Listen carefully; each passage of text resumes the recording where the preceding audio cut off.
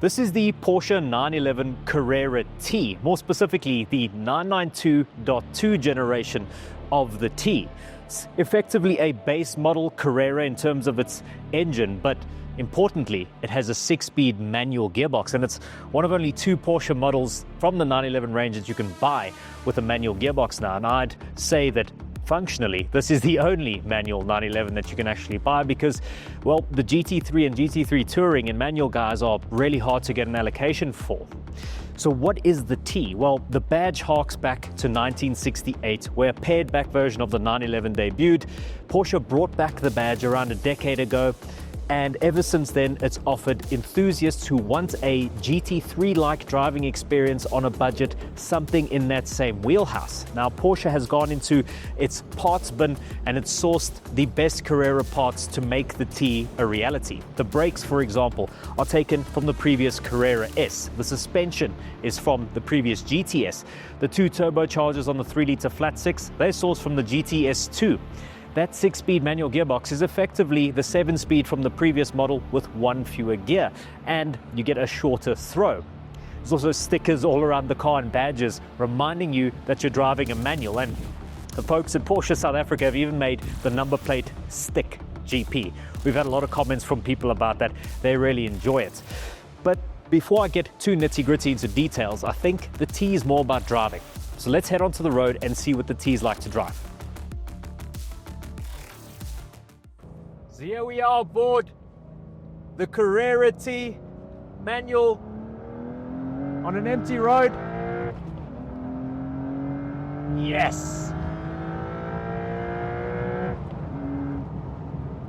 So what are we dealing with here?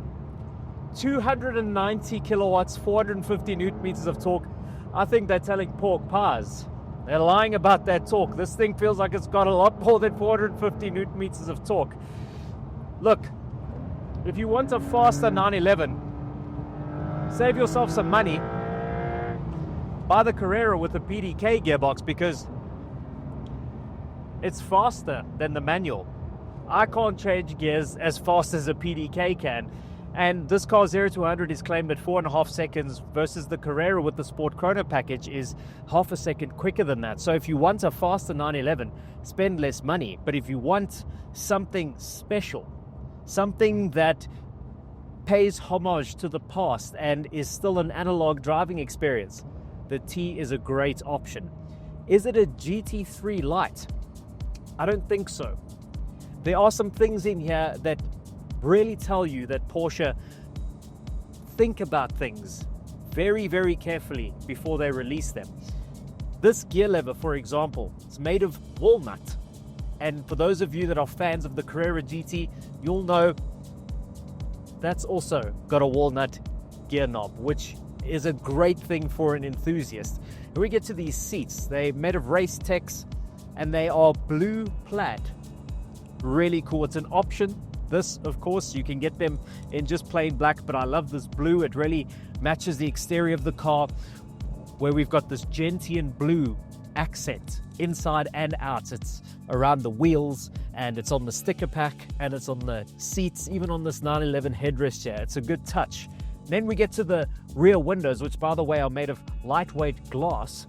We've got stickers on them with the H pattern. There's also an H pattern here on the passenger side of the console, just in case you didn't know that you were driving a manual 911.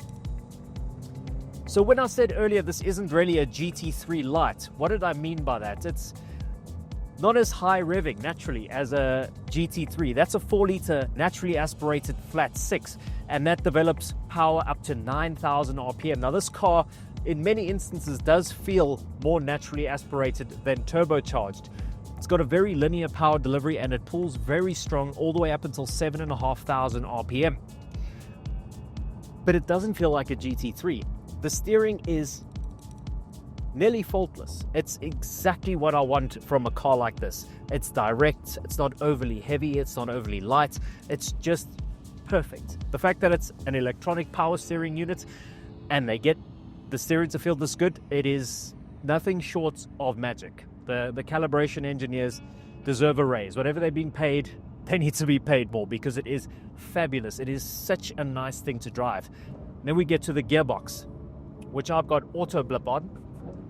So it'll blip the throttle for you. I like to do my own heel and towing, but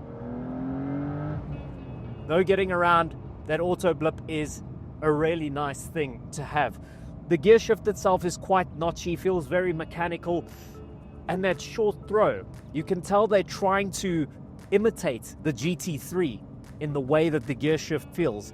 Like I said, it's not the same gearbox as the GT3, but it's definitely got the same vibe to it.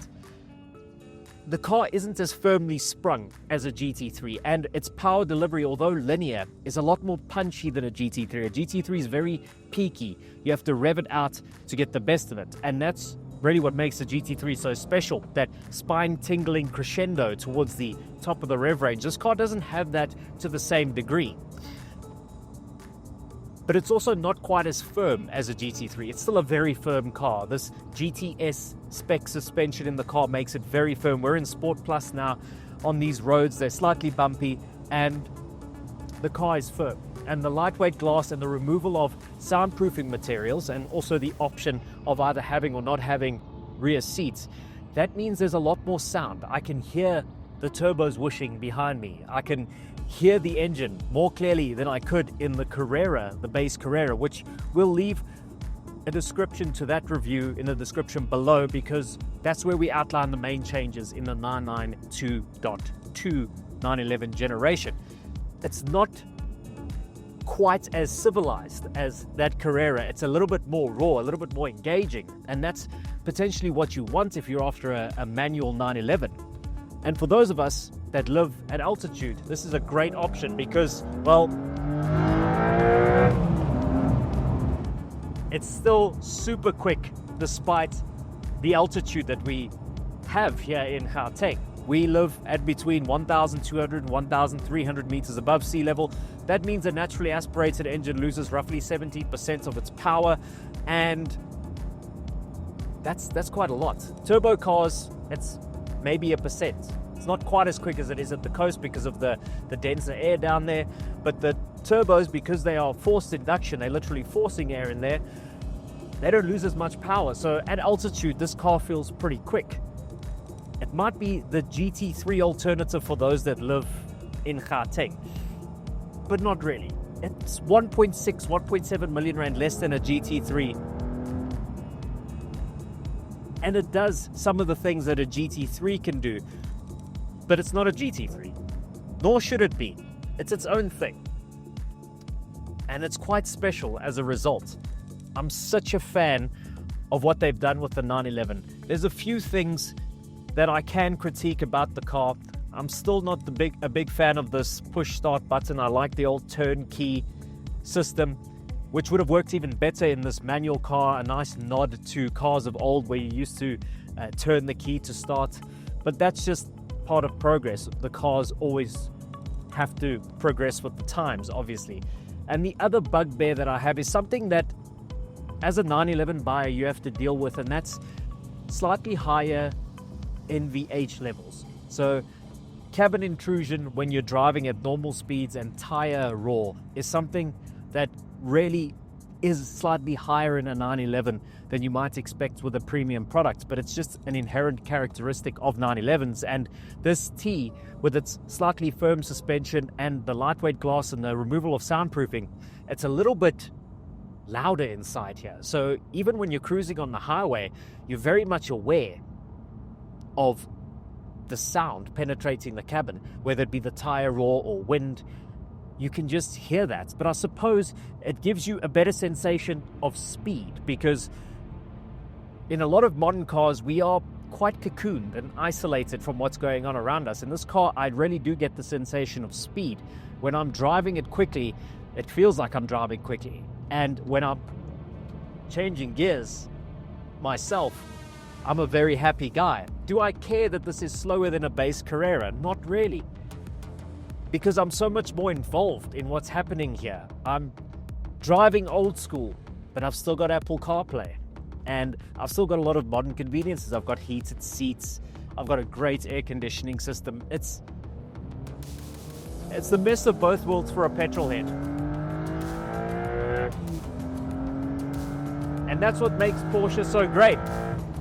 As I've said in previous videos, there's a 911 for everyone. And the 911 is already a niche product, so the Carrera T really is a niche within a niche. But I'm so happy that this car exists. I'm so happy that Porsche still make products for us enthusiasts, for people that just love driving for the sake of driving. And that's what the T is best at. Driving for the sake of driving. It's not the type of car you're going to sit in traffic in. It's the type of car that when the road is right and the conditions are right, it's magic. And I suppose that's a good way to end it. Thank you guys so much for watching. If you haven't done so already, please subscribe to the AutoTrader YouTube channel. It helps us out a lot. If you've enjoyed this content, leave us a like. Let us know what you think of the Carrera T in the comments section.